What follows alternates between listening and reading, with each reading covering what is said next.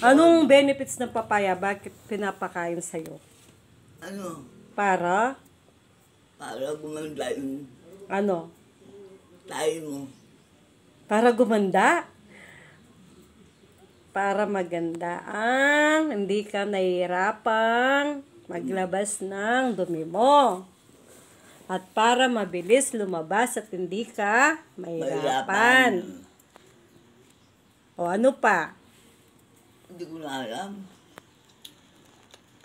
Dahil ito ay vitamin E, nagbibigay ng moisturizer sa balat.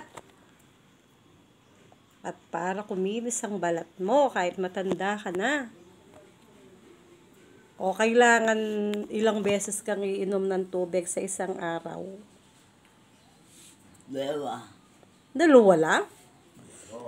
Dapat 3 or 8 glasses in a day. O paggising mo, anong gagawin mo? Anong ginagawa mo paggising mo? Hindi ko alam.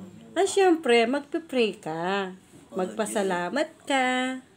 Tapos, magtututbrush ka. Maliligo. At iinom ng milk. Oo, tsaka kumain ka ng breakfast para maging malakas.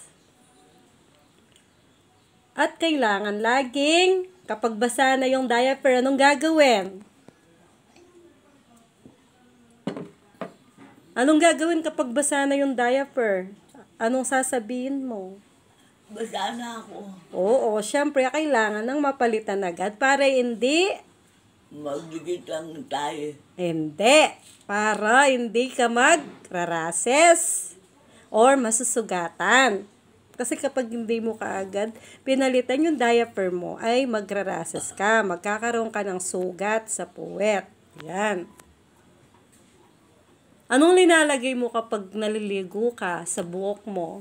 Anong linalagay bago ka maligo? Para hindi masyadong kumapal ang kalikubak.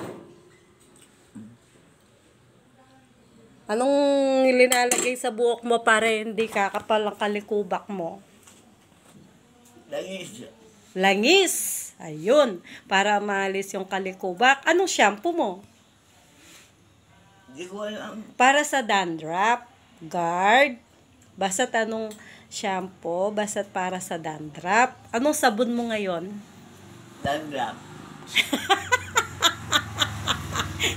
Dove or? Ano kasi yan? Dandruff.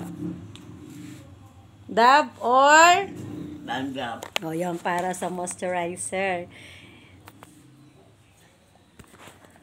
Tapos, ointment, kailangan lagi kang mabango. Hindi amoy mapanghe.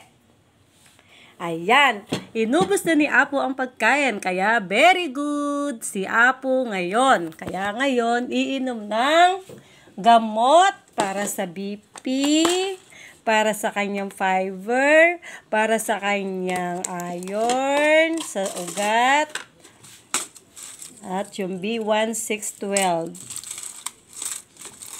Ayan na.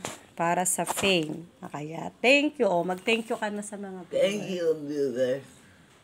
Parang walang ano.